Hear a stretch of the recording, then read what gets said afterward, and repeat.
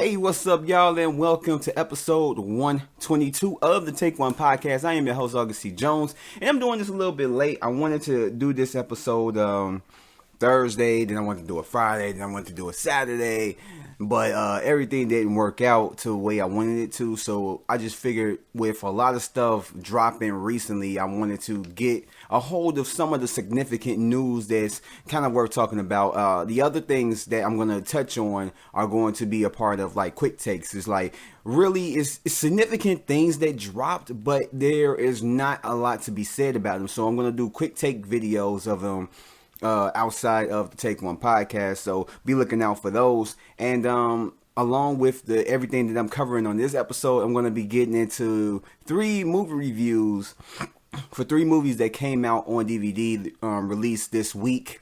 And I wanted to do this earlier, but Tuesday's show, I wanted to keep it like really low. I wanted to do an episode on Wednesday, but you know, certain things don't work out. But in any case, I'm going to be doing those 3 movie reviews on this podcast. So yeah, without further ado, let's go ahead and jump right into all the movie news that I have to talk about, which is only 2 items. The first one being Avengers Endgame. So I cannot talk enough about that. I've talked in nauseum about that. I've had a whole podcast on Tuesday where I was just talking about everything, all the new stuff, the new posters and everything relating toward Avengers Endgame, as well as I had a podcast before, I forgot which episode, but not long before that, did a majority of the video where I'm just talking about theories about Avengers Endgame due to the stuff that we've basically been given or whatnot.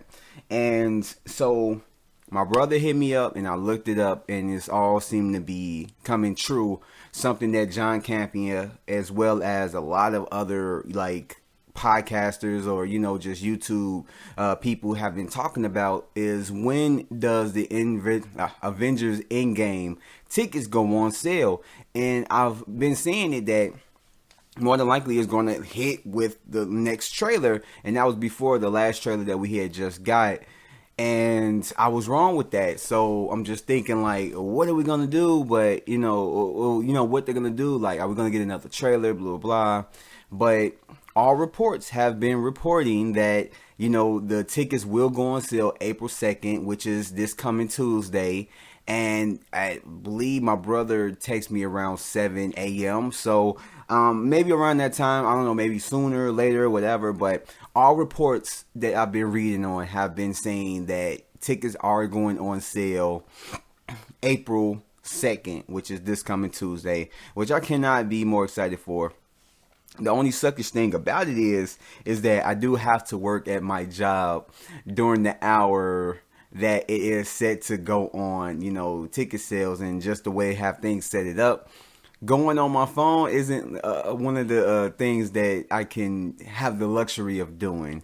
Not like it was with like the original setting, but just basically my job.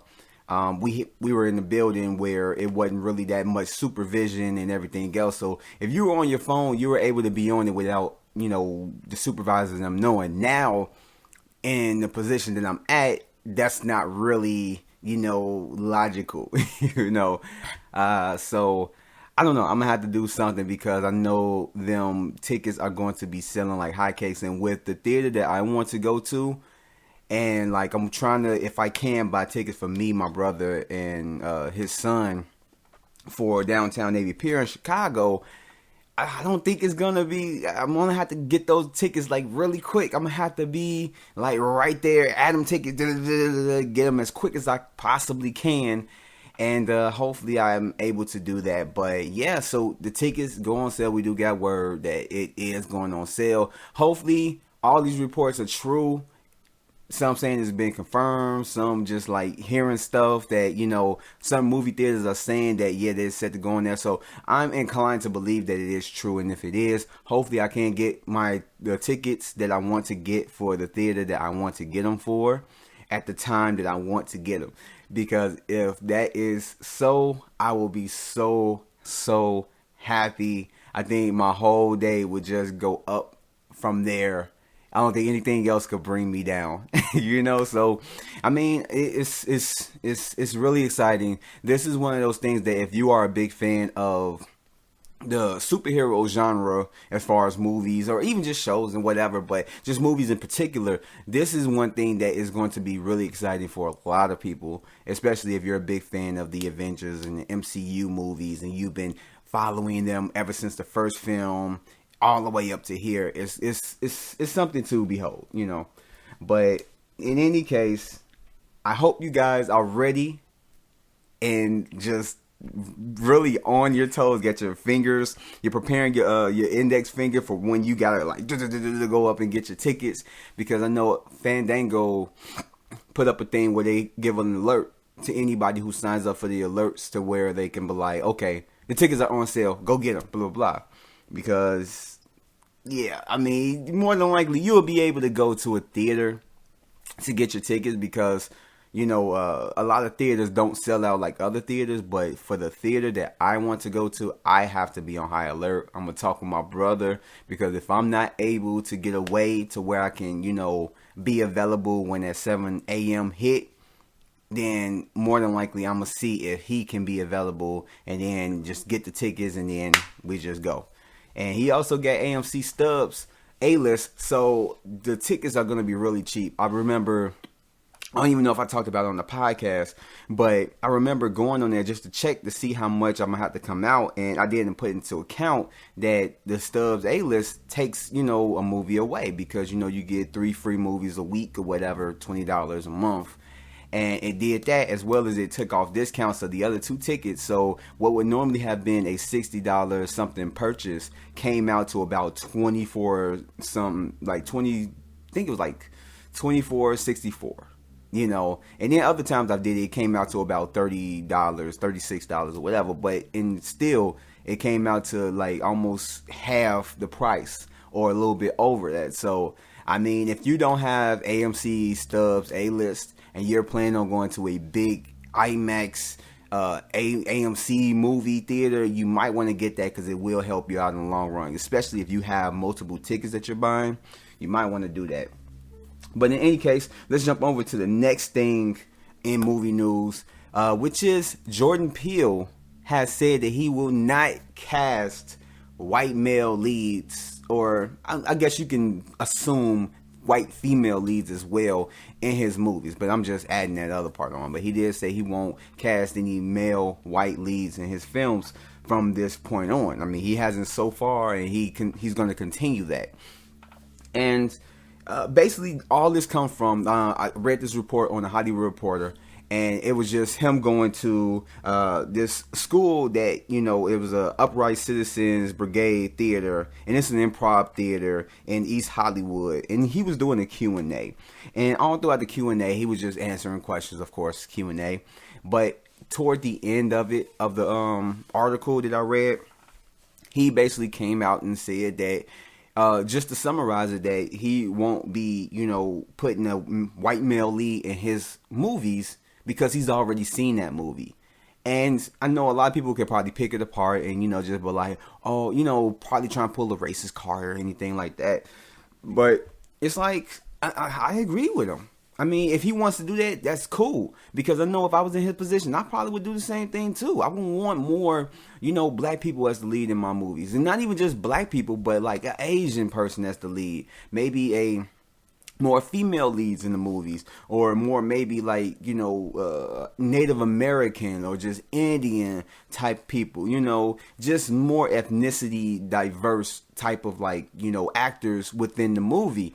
And with him doing this, it's his prerogative, as long as the studio allows it and he keeps pumping out great movies, he's going to get more creative control when it comes to aspects like that. And with both of his films, from Get Out to Us, both doing critically and financially good, and just also perceived as being really good amongst the fans, he's going to get more creative freedom with it. The one thing that I don't like what people saying, this is kind of going a little bit off the topic, is like people saying that he is maybe the next Spielberg, not even next Spielberg, but just the next master horror, just putting him on a high pedestal. And two things wrong with that. First thing is that, yeah, he has put out two kind of basically horror films, because the first film was like a thriller, psychological horror or whatnot. The second one was a straight horror. But nonetheless, they both were good in their own rights or whatnot. But it's like, don't hail him too much like that, because you never know. His third film may end up just being not that good, and then the fourth film just kind of like go down from hill from there. Hopefully it doesn't pan out that way, but we never know what the future may hold. Maybe if you get like 5, 6, 7 movies in a row, maybe if he does something like Christopher Nolan, where almost every single movie that he's done has been critically just like loved, and even like the movies that aren't looked at as like his best are still good, then we can start talking about that. And then it's like Christopher Nolan isn't even on the pedestal of being like the next Steven Spielberg. Give him some more films, maybe like 3, 4, 5 more films. Then people will probably start putting him up in like the, giving him just kind of like the nod.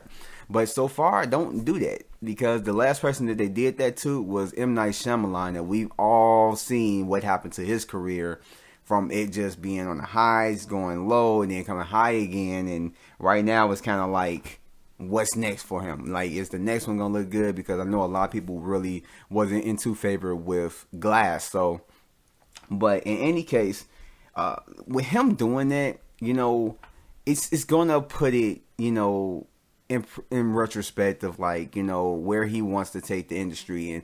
And maybe more people will follow suit. Maybe people will start to follow suit with it or whatnot. But I don't have a problem with it. I mean, I would love to see more black people in like, lead roles that he's doing. Hopefully it doesn't just be like horror films that he does. Hopefully it just be more like, maybe he does a romantic comedy or a comedy, or, maybe an action film. Maybe something like that, just to kind of like, change gears from just being, known for doing one type of specific genre. Maybe he does, got 2 horror films. See, the thing is, I would love for him to do a trilogy of like horror films. Like, I'm not talking about like all of them being connected or anything like that, or sequels. But I'm talking about, he put out Get Out, which is critically loved, and Us, critically loved, and then do another separate horror film that people love, critics, fans alike, and just do it like that. And then after that, go somewhere else, do like a comedy, something that you came out of with Key and Peele, and then Mad TV, do something like that. And then maybe after that, I ain't gonna say like, do 3 horror, 3 comedy, like that, because that, whatever. I would want to see more of different things that he can do as far as his creativity and everything else, and him as a filmmaker. Like, I'm really interested in that. So I don't know, like, I just want him to do that. But having like white male leads, I mean, that's not really a necessity. I mean, anybody who's offended by that, be offended by it, whatever. When you look at almost majority of the movies that's coming out every year, you have majority of white leads. You have movies that you can pick from. If you're offended by that, go watch one of those movies. You don't have to watch a Jordan Peele movie. He's just one director that said that he's going to do that. Even if you got like 20 other directors, maybe black or maybe white, maybe another ethnicity, say that they're not going to hire, or not even hire, but have white male leads or white female leads as the stars of their movies. That's still a small percentage of the rest of the people, of the rest of the filmmakers, the directors, and everything else. The only way I could see that that's changed is if, say, he puts out the next 2, 3 movies and they're not that good. So then after that, he has to cater to what the studio wants. Then I can be like, okay, yeah, he's gonna have to go ahead and like, get that out the way and get back, on his high horse or whatnot. And that's not saying nothing, whatever, but he's kind of is on the high horse, and that's not. I'm not saying that in a negative tone or negative way or whatever, but he is riding high right now. I guess you could say, there we go, not high horse, because that's always used in the negative term. So let's just say he's riding high right now. So let's just hope that he keeps that momentum. It just keeps riding that wave. But yeah, I mean, I have no problem with it. I really don't, because with me wanting to be a filmmaker myself, I see myself, getting more ethnicities, in the lead roles rather than just white people. Like, I wouldn't have no problem casting a white person as the lead, but I would want to see more of a black person as the lead, a Mexican, somebody like that. Just another ethnicity that isn't utilized too much in Hollywood as far as these big budget known name IPs or whatever. So I mean, I just don't want it to be like you have to go to an indie film in order to see another ethnicity as the lead or whatever. So hey, I mean, I don't blame him for that, and so I'm really looking forward to what he has as far as these movies. But let's jump out of that and jump right into trailer reviews. Now, 2 trailers had dropped. One just dropped recently. The other one dropped like a few days ago. I wasn't going to touch it until I actually watched it. So anyway, before I get to that one, the first one I'm going to get into that dropped, I believe, yesterday. It was Annabelle Comes Home, the first trailer that we get for it. I've heard a lot about it. We didn't get any like posters or anything about it. I haven't heard anybody talking about it within like the movie sphere or whatnot, so I really didn't have it in my mind. It just kind of went out my mind. Like, I think I talked about it in the upcoming movies that's coming out this year, and movies that I'm kind of looking forward to, and that came across it. But it's like I really didn't give really too much of a care for it because I haven't heard anything about it until this came out. Now, this trailer, I want to say, was a really, really, really good trailer. Really, really good. As far as the Annabelle movies so far, you have one for one. One bad one and one good one. Annabelle, that movie was just trash. It wasn't, that was just it. If you liked it, hey, that's cool. But for me, it just didn't work. The second one did better. I ain't gonna say it was a great movie, but it was really good. I do have my review up for that movie on my channel. But also, it looks crazy. It looks like a sequel as well as a prequel to the first film, which it is. Because in this movie, you have Vera Farmiga and Patrick Wilson returning in their roles as the Warrens, as well as it's involving the little girl, their daughter or whatnot. And just, everything revolving around Annabelle. And I don't know, it's just kind of weird because this looked like it can play as both a kind of prequel to the Conjuring movie, like a Conjuring prequel, not just a spin-off of a film that takes place before the Conjuring, but I mean an actual Conjuring, the beginning type of movie, but also as a sequel to the first. What is it? Would it be the first? Yeah, because Annabelle creation takes place. Yeah, so it will be as a sequel to the first Annabelle, and just show how it got into the Warren's possession. I mean, which it shows up in the first Conjuring. But in any case, I'm over here trying to figure out, just brainstorming. But basically, this trailer looks crazy. It looks crazy. One of the things that I am starting to slowly get tired of. Is the whole thing with the scenes in the trailers where everything just kind of like slow, like just stops, like the music stops and then a scene is happening where somebody's walking and like hello, and then you hear something crunch and then they turn around and blah, stuff like that, and it'd be like a 10-second scene or whatever. It's like I'm starting to kind of get tired of it. I just don't know. I mean, I guess if it's done right, it's cool. But this trailer does it like twice, at the beginning and then at the end. And I think the trailer for La Llorona did the same thing within the first trailer for that. And then the most recent trailer did it in the end for that movie. And it just, I don't know, like, it's like that's starting to get played out a little bit more. I don't know, like, if it's done right, it's good. But it's starting to get done too much. But it does remind me a lot of The Conjuring. That's what I'm kind of getting like a sense for, because I mentioned in my review for The Curse of La Llorona, the second trailer, it gave me vibes of The Conjuring. Now, I know it's not connected to The Conjuring. It's a totally different thing. But it is from the same studio and everything else. So it has a similar type of feel to it, at least for me. And, this trailer seems like they're going toward a Conjuring feel, because The Conjuring, for me, whether you hate it or love it, amongst the general like consensus from critics to fans, the Conjuring movie is like really good. The second one, a little step down, but still is a really good film, well crafted and everything else. So it seemed like they're trying to recreate the feel for that, to where it's like, okay, I wasn't a big fan of Annabelle the movies, a franchise that should have been like just on par with The Conjuring, and then kind of to get people on board with like, okay, the last one was good. I'm excited to see this one, and then you got the Warrens up in here, so it's kind of like a Conjuring movie. Oh, definitely, I'm gonna go see it, and that's kind of like how I kind of got it, from this movie, because it's like, man, I kind of really dig that, which I am kind of like curious to like, is this gonna be officially the last Annabelle movie, and if so, I feel like this franchise should have gone bigger and better than what it has done.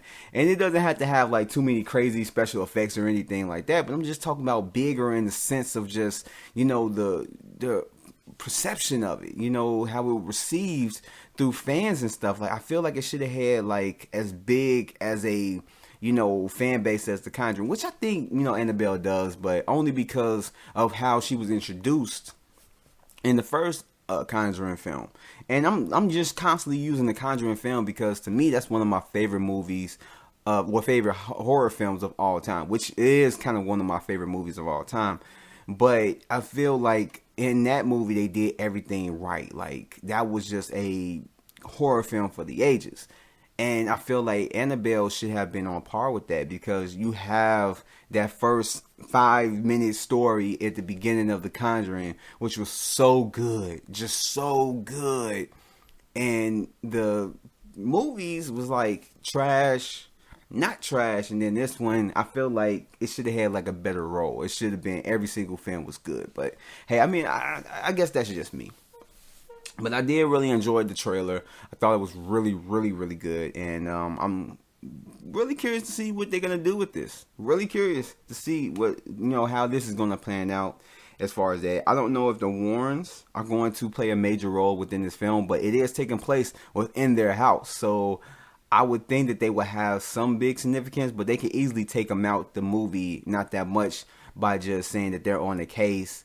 And that, it take them a minute to get home when all the crazy stuff happening. But I think they might have a role within the beginning of the film, be out for a large portion of it, and then be at the end or whatnot. So, I don't know.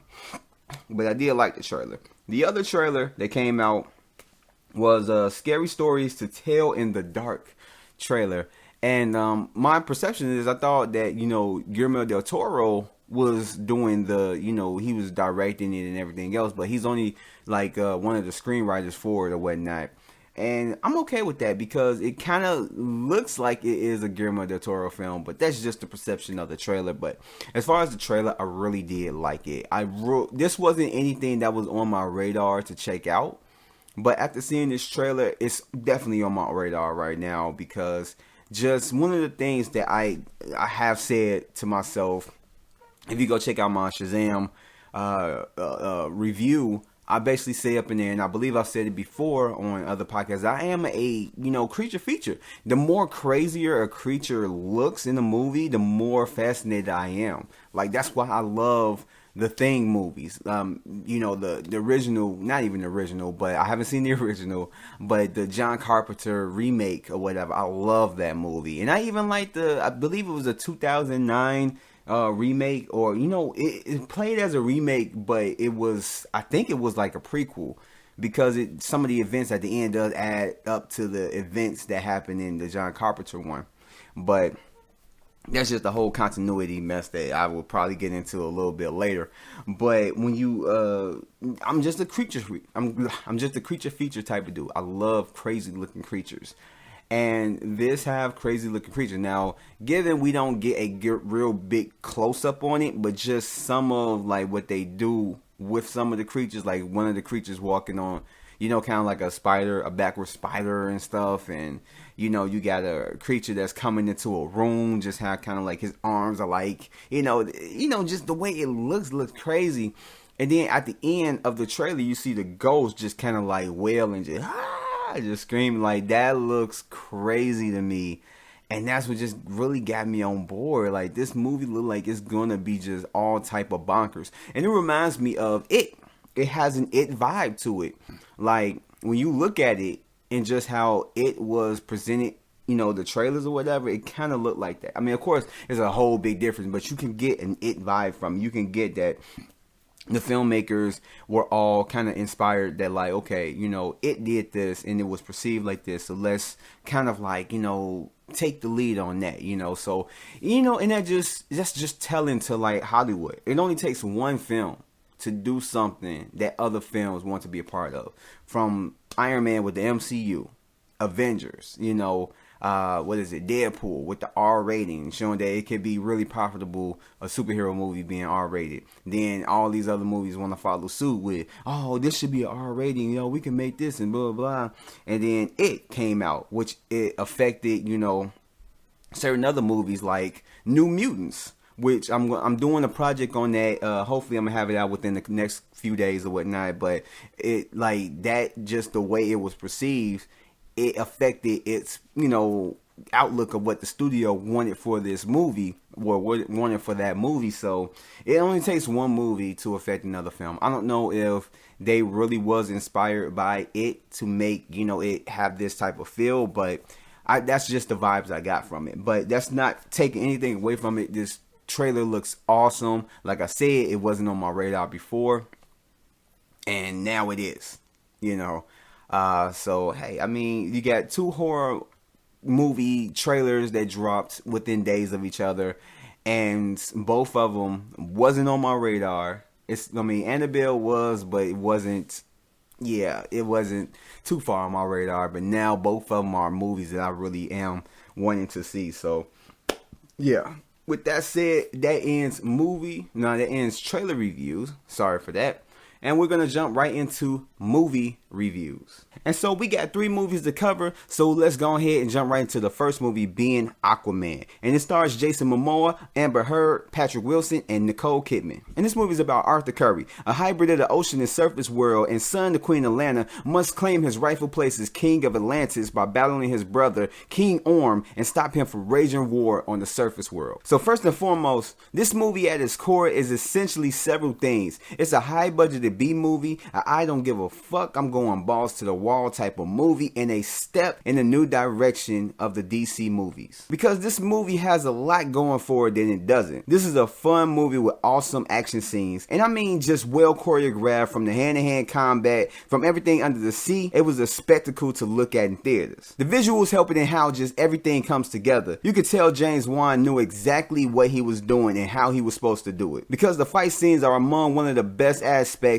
and if you've seen it, you know exactly what I'm talking about. Not even just the stuff under the sea, but just the rooftop scene. And of course, Jason Momoa kills it as Aquaman. He is a fun, likable character with a lot of humor to him. And I even like this character from Justice League, and after seeing him in that, it got me really excited to see his movie a year beforehand. And with James Wan being attached to it, I knew that it was going to make a splash, pun intended. He gives an edge to the classic character that makes him cool, to where that everybody who had something to say about how lame he is now can say something positive toward the character. I mean, I guess you could say that's wishful thinking, but hey. I mean, he brings a charisma to the character so much that you can tell that he was having fun making this film, and he was one of the best parts of this overall thing. And he was one of the best parts of the overall movie. And the other actors didn't slack as well. Amber Heard, who plays Mira, did an awesome job, and of course, with her just being just plain sexy, that did not hurt her not one bit. And I did like Patrick Wilson as Ocean Master. He was a great threat and enemy to Aquaman, and I liked his overall look and just how he came across in his delivery. And Yahya Abdul Mateen II, I believe I said that right, as Black Manta, was another standout for me, as I didn't know if he would have too much to do in this movie, and he just kind of did the right amount of stuff he needed to do. And the scene that he was in when he was actually Black Manta was one of the best best scenes out of the whole movie. And how it was used in this movie just made sense to him being one of the main parts of the narrative story. Along with the visuals of some of the tech and just the designs of the suits and just how everything looks, the world building underneath the sea from Atlantis to the other places we visited throughout the film was so imaginative. And it makes me more curious to see what they're going to do in future films that we're more than likely going to see. And it makes me more curious to see what they're going to do with it and how they're going to expand on it, just the whole world underneath and just the new techniques and new things that they could come up with. And if you haven't seen the movie yet, just wait till you get to the trench scene. I'm not even going to say anything further than that, but just wait till you get to that scene. But in conclusion, this movie is definitely worth checking out. And like I said, this movie is fun, it's funny, it's exciting, entertaining, and filled with a lot of great visuals, characters, awesome action pieces. But like I said, it is a high budgeted B movie at its core. But you could tell that everybody had fun with developing this movie behind the scenes and especially in front of the camera. And it truly shows because this is a winner for DC after they didn't struggle to try and get things to this point. And one thing to note, that this movie does have a mid-credit scene that is worth checking out if you haven't seen this movie before. And with that, I'll give it a 9. It definitely is worth checking out. I do like it a lot. So if you haven't seen it, go ahead, check it out, stream it, whatever. And so the next movie that I'm going to talk about is If Beale Street Can Talk, which stars Stephen James, Tiana Paris, and Regina King. And this movie takes place in the early 1970s in Harlem, where a young black couple, Tish and Fonnie, who are madly in love with each other, faces the good and bad of being black around that time, especially after their plans are derailed when Fonnie is arrested for a crime that he didn't commit. And right off the bat, I can say that the acting in this movie is astounding, and how the actors conveyed the emotion through the characters in the dramatic scenes and the happiness that come when the characters are in love was done beautifully. And all throughout the film, you felt what they were going through. You felt the chemistry when they were on screen together, and as they went along in their relationship, all the way up until the point when everything goes wrong. And you wanted to see these characters triumph and come out of this ordeal happily ever after. And as far as the dramatic parts, it really did hit. And one of the people that does stand out in this film is Regina King. She does an amazing job with her character and far exceeds what you would expect going in. She shows that she is a mother that will fight to the ends of the earth to make sure that her children are happy, and it is well displayed upon the screen. And the cinematography was golden. The beauty of this film was brought out through a lot of the shots, and that's due to a lot of the direction. And adding to the dramatic parts, there are a lot of scenes that are focused on the conversations where you can truly feel what's being delivered, as the writing is one of the good aspects of the movie. And of course, this movie does have a little bit of a pacing issue during certain parts where you feel like the movie drags a little bit too long, but in the end, it was all good. This movie is a movie that is definitely worth checking out. And if you are a fan of the book, or if you never seen this movie or ever heard of it, or if you're just simply a hopeless romantic who love romantic films, you should put this as a movie to watch. You will find yourself immersed into the story as well as the characters and just the beauty and darkness of it. And I feel that a lot of people will be able to relate to it fully or just somewhat to the story and find themselves in clarity of their own situations. And with that, I give this movie a 7. Definitely worth checking out. And the last movie that I'm reviewing is called Second Act, and it stars Jennifer Lopez, Vanessa Hudgens, and Leah Remini. And this movie is about a middle-aged woman who is fed up with her life and feels like she can go further. So she's forced to take a chance on herself after her friend's son exaggerates a resume for a large company in which she finds herself being a part of. From then on, she finds out what she really wants out of life, as well as new things about her life and what it means to be happy. Okay, this movie has some good acting in it. Jennifer Lopez does do well in the lead role, and she does carry the movie. I even enjoy Vanessa Hudgens in the movie. She doesn't give too much as far as personality is concerned for her character, but I don't think too much personality or charisma was warranted for her character. And Jennifer Lopez's friend, played by Leah Remini, acts as the comedic aspect of this film. And the story was decent. I'm not going to spoil anything, but there is something that happens during halfway of the movie that I particularly wasn't too fond of, which adds to the different subplots of the film that's trying to be balanced out, and it's just not a great balance of them. But yeah, this movie is a fun movie. It is funny, and it does have some likable characters, and it does have a rewatchable value to it. Besides the bad balance of elements in the story, it is worth checking out. It's not gonna knock your socks off. It's not gonna be one of the best romantic comedies that you've ever seen in your life, but you know, it's a movie to just check out if you don't have anything else to watch. You know, you watch it, you may enjoy it, and it's harmless. So I'll give it a 7. And so with that said, this wraps up this episode of the Take One Podcast. I'd like to thank you guys for joining me, and I will catch you guys on the next one. So peace out. Hey, before you guys leave, make sure you hit that like button as well as that subscribe button. And you see that little bell? Make sure you hit that to turn on your notifications. That way you'll be notified for anything that appears on my channel. Hope to see you guys next time. Peace out.